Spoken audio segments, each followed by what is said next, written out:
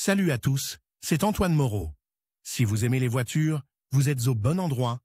Continuez à regarder cette vidéo, on passe tout de suite au sujet du jour. Aujourd'hui, l'achat d'une voiture n'est plus un luxe depuis longtemps. Dès lors, pour les futurs conducteurs, la question de l'obtention du permis de conduire se pose. Nombreux sont ceux qui souhaitent devenir le plus rapidement possible des acteurs à part entière de la circulation routière et obtenir le permis tant convoité sans passer par une auto-école. Est-ce possible, selon la législation en vigueur, obtenir le permis sans auto-école, réalité ou mythe? Par le passé, il était souvent possible de rencontrer des cas où les futurs conducteurs pouvaient passer le permis sans école de conduite. La législation permettait aux candidats de passer en auto-formation, mais en 2013 des amendements à la loi ont été adoptés, selon lesquels une interdiction d'obtenir un permis sans formation dans une auto-école est entrée en vigueur. Cela est dû à l'augmentation du nombre d'accidents et à l'importance des embouteillages. Il s'ensuit que pour obtenir un permis de conduire, il faut encore suivre des cours théoriques et une formation pratique. Et c'est très raisonnable, car seule l'expérience permet d'acquérir des compétences en matière de conduite et la capacité de naviguer sur les routes dans des situations inhabituelles. Il est donc justifié de conduire avec un instructeur, qui signalera immédiatement les erreurs et proposera un algorithme d'action correct. Les candidats qui demandent un permis de catégorie N ne peuvent se former seuls et passer ensuite le permis de conduire. En d'autres termes, pour pouvoir conduire un VTT, il est possible de ne pas suivre de cours dans une auto-école. L'examen peut être passé à l'extérieur. Méthode de formation. Pour devenir un conducteur à part entière et avoir le permis adéquat, vous devrez suivre une formation. En effet, la législation actuelle ne permet pas de passer le permis sans formation. Il existe plusieurs moyens non conventionnels d'acquérir des connaissances, ce qui ne les prive pas pour autant de leur légalité. Chaque auto-école s'efforce d'accroître l'audience de ses élèves. Mais, surtout dans les grandes villes, la concurrence est grande, c'est pourquoi certaines écoles pour futurs conducteurs élargissent l'éventail de leurs possibilités. Ainsi, elles peuvent proposer des cours collectifs, des cours individuels, des cours en ligne. Les cours collectifs sont l'option standard et sont utilisés par la plupart des stagiaires. Mais il va de soi que les cours individuels sont plus pratiques. Dans ce cas, l'étudiant a la possibilité de suivre la formation au moment qui lui convient, de choisir à sa guise l'instructeur avec lequel il suivra les leçons de conduite pratique, de convenir avec l'instructeur de l'itinéraire à suivre pour se déplacer dans la ville. Très souvent, il est possible de choisir une voiture d'une certaine marque pour les leçons pratiques. En effet, certains élèves s'inscrivent dans une auto-école en ayant déjà une voiture avec laquelle ils vont conduire. La formation sur une voiture de la même marque leur simplifiera grandement la tâche à l'avenir. Une autre option est la formation en ligne. Cette possibilité est offerte à ceux qui souhaitent obtenir les droits de la catégorie B.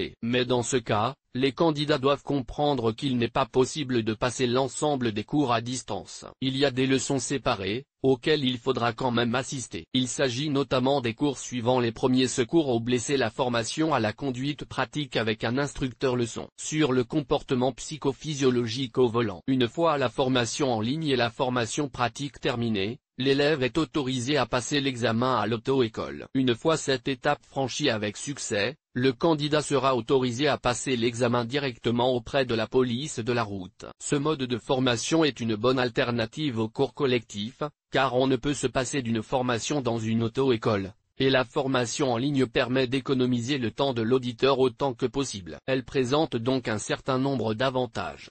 Le choix de l'auto-école ne dépend pas de son implantation territoriale, les cours théoriques se déroulent dans n'importe quel endroit qui convient, il n'est pas nécessaire de dépenser du temps et de l'argent sur la route, il suffit d'avoir un accès gratuit à Internet. Un calendrier de cours pratiques, adapté à chaque élève. La formation peut commencer à tout moment, il n'y a pas de dépendance à l'égard de l'inscription d'un groupe.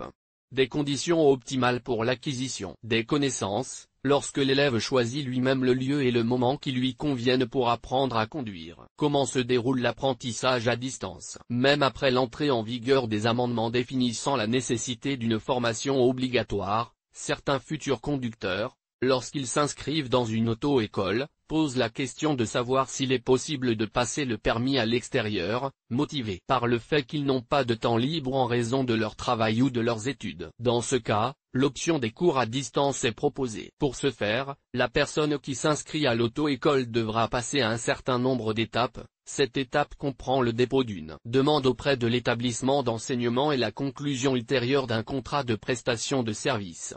Le paiement du montant initial des frais de scolarité. L'inscription dans un cabinet personnel, où se déroulera l'acquisition des compétences théoriques. 2.